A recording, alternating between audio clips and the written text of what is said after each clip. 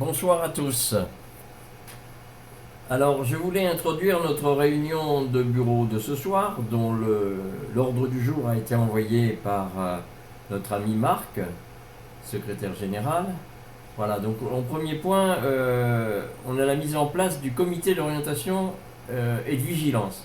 Alors, rappelez-vous que, compte tenu que notre dimension prévisible, et c'est d'ailleurs pour ça que nous avions mis en place une association de préfiguration, le temps de voir comment ça pouvait s'organiser à un échelon pratiquement planétaire, tout au moins continental en ce qui concerne l'Afrique, et planétaire pour les autres continents. Voilà, une représentation de notre festival international éclaté et régionalisé qui est né, rappelons-le, très rapidement, du 3 juillet 2020 à l'édition du 25 septembre 2020, c'est-à-dire en à peine 3 mois, l'association est née, elle s'est donné un grand programme et elle avait pour ambition de réunir le maximum de partenaires partout sur la planète, dans les 193 pays signataires des objectifs de développement durable de l'agenda 2030.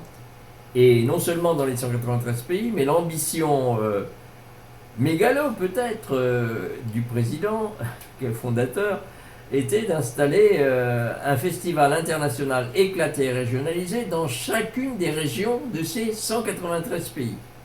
Donc vous voyez un peu, peut-être une moyenne d'une vingtaine de régions par pays. Par 193, ça fait 3860, presque 4000 festivals possibles. Bon. L'année 2020 a été une belle réussite, hein, même si on n'a eu qu'une vingtaine d'organisations différentes.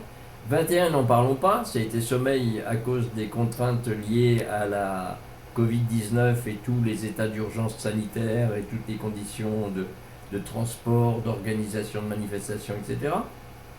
Et 2022, à notre grande surprise, tout au moins de Marc, le secrétaire général et moi, c'était que nous misions sur à peu près une centaine d'organisations qui pouvaient faire quelque chose, et nous sommes arrivés à plus de 250, 252 si mes comptes sont bons. Sachant qu'il y a eu 230 inscrits à peu près, et que la vingtaine, un peu plus de la vingtaine complémentaire, eh bien, venaient des participants qui se sont joints à des personnes qui avaient inscrit leur organisation. Voilà. Donc, il nous faut maintenant arriver à l'organisation finale, et le conseil, enfin le bureau de ce soir, qui a dimension en même temps de conseil d'administration, a pour objet de faire un petit peu le point et que l'on commence à semer sans attendre les germes pour la prochaine édition. Donc, mise en place du comité d'orientation et de vigilance qui est prévu à l'article 12 de nos statuts.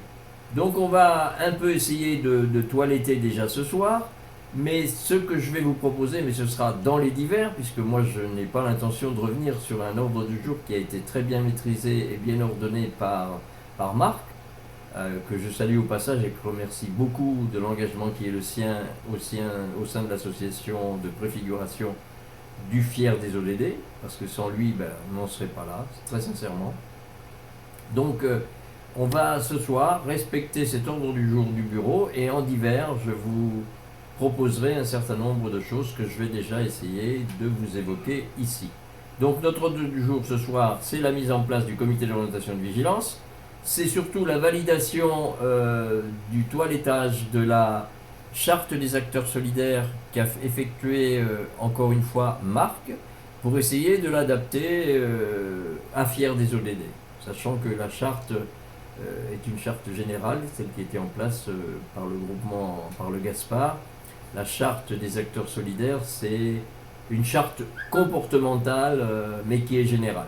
Donc là, il l'a toilettée, il l'a actualisée au festival, au Fier des ODD. On va donc l'évoquer ce soir pour la valider ensemble. Et après, on verra comment on la fait remplir, comment on la fait signer, et comment on fait suivre les signatures. Parce que je crois que ce qu'il faudra surtout, c'est qu'on soit bien tous engagés par les mêmes valeurs et sur la même direction. C'est très très important d'unifier nos pratiques et puis aussi qu'on mette en place quelques règles de gouvernance un petit peu plus strictes pour éviter des désagréments, pour éviter des reproches, pour éviter un certain nombre de choses, mais c'est surtout pour fixer un cap qui soit bien porté par tous, avec vraiment l'envie de construire quelque chose de grand ensemble et de faire bouger les lignes de l'agenda 2030. Voilà. Donc ça, ce sera la charte. Et en dernier, on va commencer par mettre les mises en place, donc comme je l'ai évoqué tout à l'heure, les représentations nationales par pays, sachant qu'on va essayer avant notre assemblée générale prochaine et la modification de nos statuts pour faire en sorte qu'on sorte de la préfiguration. Et je vous proposerai qu'elle se tienne, cette assemblée générale, qu'on la fasse si possible avant fin février, ce serait bien. Voilà donc ce qu'on va parler ensemble ce soir. J'ai dévoilé une partie de mes cartouches, sans doute, je ne sais pas, ou de mes points que je voulais mettre à l'ordre du jour. J'ai invité ce soir Roger Fouquet, qui est un citoyen français, mais qui vit et qui travaille avec des amis au Mali. Et notamment, on a eu l'occasion de l'avoir sur les Sweet Balls, sur la reforestation, sur un projet de reforestation au Mali. Mais je lui ai demandé d'être parmi nous ce soir pour que justement on commence à avancer sur le règlement de nos problèmes statutaires.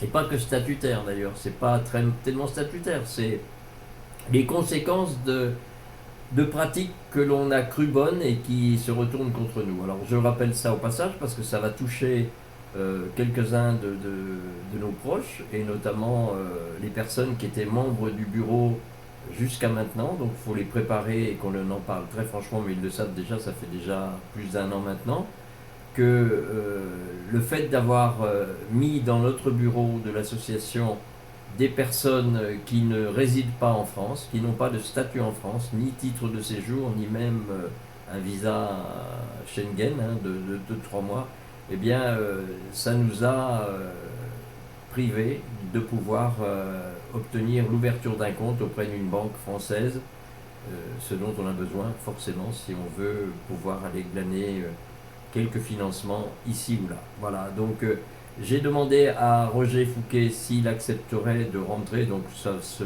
validera pas ce soir. Ce soir, on va essayer de discuter entre nous, mais je l'ai invité donc à notre réunion de bureau élargie. De même que j'ai invité Fantia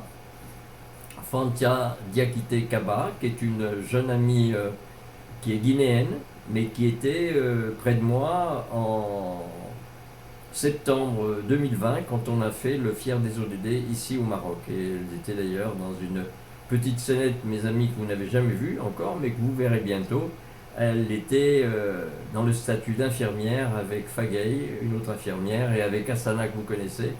Et le malade qui était allongé sur la table était Bernard, et il ne voulait surtout pas être piqué pour le traitement du coronavirus.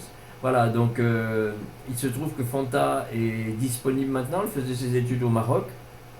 Elle est repartie, peut-être en attendant de revenir au Maroc, y poursuivre ses études. Elle est repartie en Guinée et elle m'a demandé ce qu'on faisait, j'ai trouvé très intéressant, elle avait envie de travailler avec nous.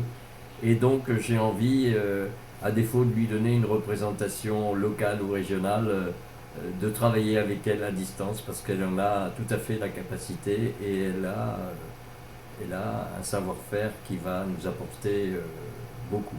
Voilà. Voilà mes amis, à ce soir donc, j'ai fini mon monologue, 8 minutes, 9 minutes c'est beaucoup, à ce soir.